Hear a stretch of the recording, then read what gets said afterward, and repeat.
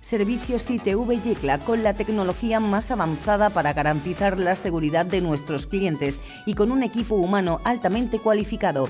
Sin esperas, con la posibilidad de pedir cita previa a través de nuestra página web serviciositvYecla.com, la primera ITV en Yecla.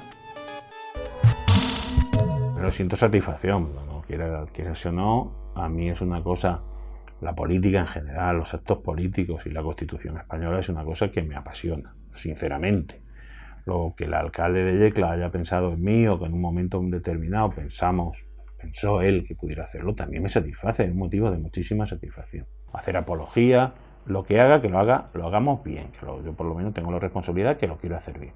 Cuando en Yecla se aprobó la Constitución, hay un periodo de tiempo ahí, hasta que hicimos el acto constitucional, 10 años, 11 años después, que suceden una serie de cosas. Entonces yo he sido testigo de unas, pero protagonistas de otras, en las que, bueno, estos días pues he estado recordando y nos produce una cierta nostalgia, sobre todo porque éramos todos los protagonistas y los testigos de entonces éramos más jóvenes. Bueno, es una conversación que hace más de un año tuvimos en un contexto distinto a la política, Marcos y yo.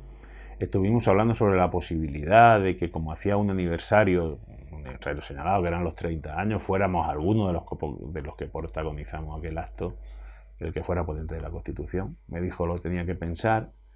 Yo aquello ya prácticamente lo di por casi olvidado y hace un par de meses me dijo, oye, aquello que hablamos, ¿qué te parece si fuera el ponente de la Constitución? Yo encantado. Voy a hablar de la Constitución, voy a hablar de España y voy a hablar de Yecla. Pero la primera parte del discurso trataré de explicar por qué hicimos este acto constitucional en Yecla y el contexto. La segunda parte es una parte un poco más política, ¿verdad?, donde trataré de hablar de un tema que está en la actualidad, que es la unidad de España y la soberanía de España y el patriotismo español visto desde los aspectos puramente constitucionales. Y yo estoy barajando 2 o 3 artículos, no sé, uno es el artículo 43, el artículo de la salud, como si dijéramos, defensa de la salud pública. Hicimos un pequeño acto, hay que decirlo así, apresuradamente, para exaltar el 10º aniversario de la Constitución. Era yo ya alcalde, era poco tiempo alcalde. Invitamos a los concejales que habían sido durante esa etapa democrática, a las fuerzas vivas, a los sindicatos, a los empresarios, a responsables de la cultura, etcétera, etcétera. Hicimos un pequeño acto, duró apenas 10 minutos, donde yo hice un pequeño discurso, que estos días lo he encontrado el discurso, he encontrado un discurso de un folio. Y entonces pensamos al año siguiente, ¿y esto por qué no lo hacemos mejor? Vamos a organizarlo mejor, ya que el año pasado nos quedamos con ganas, vamos a hacerlo mejor. Y entonces hace ahora exactamente 30 años, invitamos a un ponente, Miguel Ortuño Ortín, que es catedrático de Física de la Universidad de Murcia, el que dio la primera charla ya formal de la Constitución. Después del año 89, que fue el primer acto formal, el siguiente acto, al año siguiente, fue en el auditorio municipal, que vino José Luis Castillo Coche. En Oryecla construimos hogares para que comiences nuevas aventuras. Aprendas en familia. Nueva promoción de viviendas, 8 nuevos hogares para que empieces nuevas historias. Oryecla. Una persona relacionada con Yecla que tuviera una cierta personalidad y que más o menos tuviera unos criterios que su vida no hubiera sido una vida anticonstitucional, ¿no? Una vida que estuviera dentro de... y que además fuera atractiva para que la gente fuera. Todos los discursos han sido para ensalzar, para ponderar la Constitución como una norma de convivencia. Tiempos difíciles porque se venía de una época de dictadura, vamos a llamarlo así, donde no había derechos, donde no había libertades, donde no había democracia. Y yo lo principal que recuerdo de aquel tiempo es la voluntad de entendimiento de todos los actores políticos de entonces. Yo lo que recuerdo de entonces fue que todos los actores políticos de aquellos cedieron parte de sus ideas, cedieron parte de sus proyectos, para, como ellos entendían la vida en España, para que todos pudiéramos convivir en paz y en democracia durante muchos años. Pues no es lo mismo la España de entonces que la España de ahora.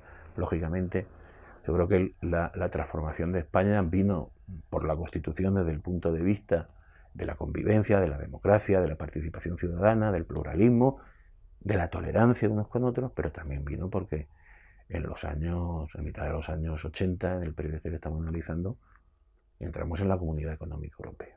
En vez de hablar de reformas de la Constitución, hablar de reformas en la Constitución. ¿Por qué? Porque para mucha gente, entre los cuales me incluyo, la Constitución es un texto valiosísimo. Es un texto valiosísimo que la estructura principal yo creo que hay que conservarla.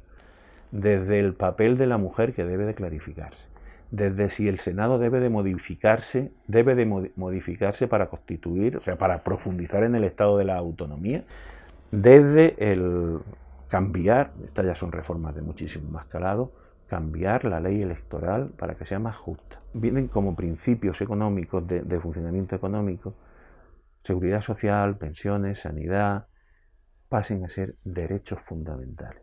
La Constitución no es papel mojado. La Constitución elige o designa unos derechos y esos derechos implican un desarrollo legislativo posterior.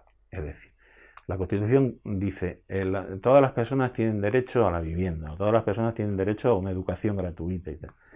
Será posteriormente los gobiernos correspondientes los que elaboren las leyes, que tienen que ser plenamente constitucionales, los que elaboren las leyes para que esos derechos se desarrollen. Desde luego es un movimiento xenófobo, con tintes de separatista.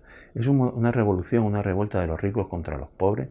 Es un movimiento en el que se pretende excluir a una parte de la sociedad catalana. La salida no sé cuál es, pero no es cambiar la Constitución para darle satisfacción a una minoría de personas en una comunidad autónoma, respondiendo siempre que son minorías, es verdad que pueden ser 1,5 millones, 2 millones de personas, a una minoría, y esa minoría sea capaz de destruir el Estado democrático en el que vivimos.